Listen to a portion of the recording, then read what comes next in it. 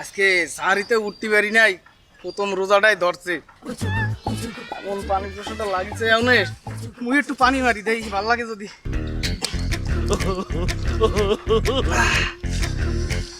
পানিটা মুই মারে এখন কত ভালো লাগতেছে। পানিটা খাইলে আরো ভালো লাগবে। পানি খাবো কেন? পানি খাইলে কি হইবে? তোমার 30 না লাগছে না? পানি খাও। পানি খালি রোজা ভেঙে যাবে না? কে বলছে পানি খাইলে রোজা ভাঙবে? রোজা কয় ঘন্টা?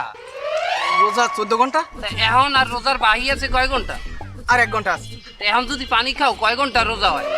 13 ঘন্টা হবে। 13টা ঘন্টা আপনি কষ্ট করছেন, সেই প্রতিদান কি আল্লাহ পাক আপনাকে দেবে না? কিন্তু 1 ঘন্টার লইগে তোমার কয় মার্ক কাটা যাইবে? 100 দিয়ে 10 মার্ক কি কাটা যাক? খায় কত? তাই 90 মার্ক। 90 মার্কে কি? Golden plus. মানে ভাই জানি এসব কথা কইেন না, আমার এমনি একটু জুলার টান বেশি। আমি আগের বছরও 30টা রোজা রাখতে পারিনি, এইবার কোন রকম নিয়াত করেছি যে 30টা রোজা আমি রাখবই রাখবো। হ্যাঁ অবশ্যই রোজা রাখবেন। 13 ঘন্টায় রোজা রাখলেও আল্লাহ কবুল করবে, আল্লাহর রহমত অফুরন্ত। আল্লাহ পাক কি বলছে? কি বলছে? আল্লাহ বলেছেন, ও আমার বান্দারা, আমার নিয়ামত অফুরন্ত, তোমরা কেউ আমার নিয়ামত থেকে নিরাশ হইও না। সুবহানাল্লাহ।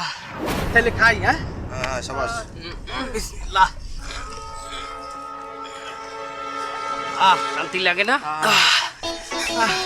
আচ্ছা, কিন্তু আমি কি মসজিদে ইফতারি করতে যেতে পারবো? কেমনে? কেন? কারণ তোর রোজা ভাঙ্গিয়া গেছে। আরে আল্লাহ, আমি শয়তানের ধোঁকায় পড়ে কি পাপ কাজ করলাম। আল্লাহ আল্লাহ।